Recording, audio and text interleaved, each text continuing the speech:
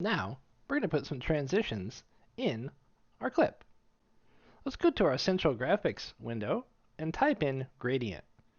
Then we will see all 10 of the gradient transitions that we just imported. A transition is a video clip connecting one to another with a cool effect in between. So you can pick whichever one you want, whichever one you think looks cool, and we'll just drag it into our timeline. We're going to let Premiere load it up a little bit and then go check it out. Let's see when the transition actually happens. Pretty early. So at this point, our transition is done. So we can grab our razor tool and cut it there and delete the rest of it.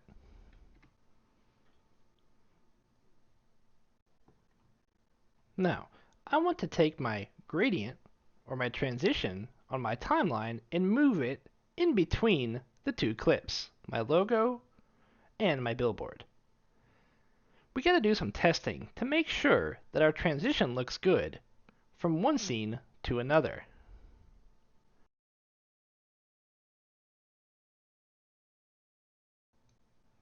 We can take this gradient and practice with getting it in place so that the effect happens and makes our two clips come together.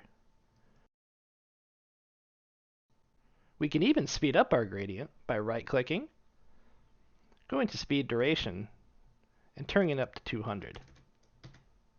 Now our transition will happen faster. This makes it a little bit easier to work with. Now that we've got our transition where we want it, I'm going to put my timeline, or my time slider, where I can see it happening. Now I'm going to click on it in my timeline, go to my Central Graphics window, and look for the Edit tab. In here are a lot of different controls you can change about this transition. We can change the colors,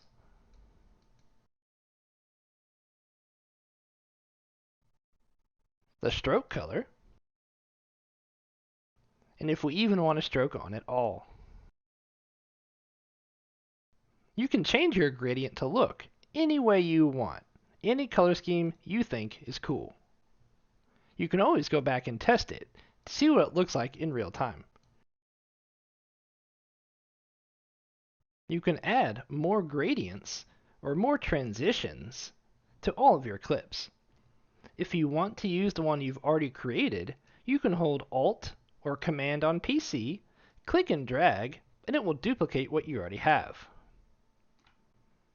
Or you can make a brand new one by going back to the Essential Graphics window, going to Browse, and picking a different one. This is your video, so you can make your transitions look any way you want. Now we need to put some music on our video. I'm going to go into my music folder in my project window and test a lot of these different ones. They're all different, so we can just bring them and drag them into the scene. We want to make sure that our music starts at the very beginning of our video. Then we can just go through and play it to see which music we like. If you don't like your music, you can click it, press your delete key, and try another one.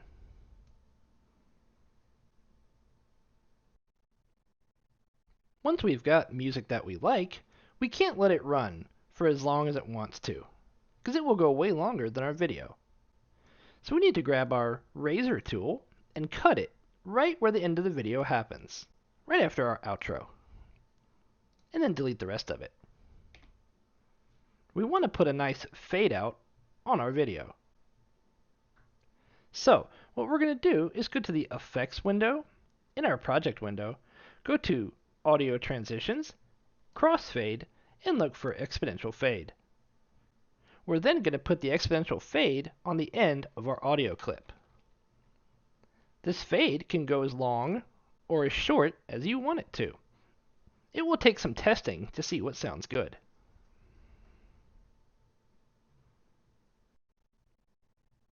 Once we've got music that we like, we can't let it run for as long as it wants to, because it will go way longer than our video. So we need to grab our razor tool and cut it right where the end of the video happens, right after our outro. and then delete the rest of it. We want to put a nice fade out on our video. So what we're going to do is go to the Effects window, in our Project window, go to Audio Transitions, Crossfade, and look for Exponential Fade. We're then going to put the exponential fade on the end of our audio clip. This fade can go as long or as short as you want it to. It will take some testing to see what sounds good.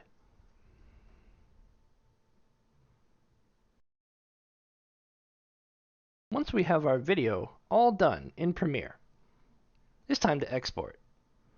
We're going to go up to File, Export, Media.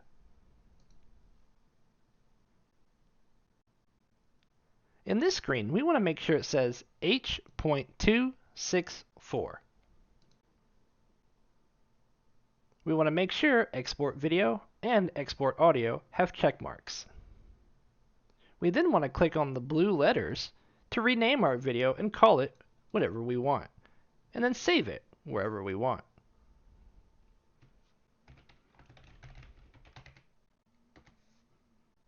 Then we hit our Export button, and Premiere will render and export our video. This can take anywhere from 0 minutes to 20 minutes, depending on how fast your computer is and how long your video is. It's best to be patient with this and not mess with Premiere while it's doing this. We don't want to interrupt the rendering process and mess up all of our hard work. Always remember to save your project after an export.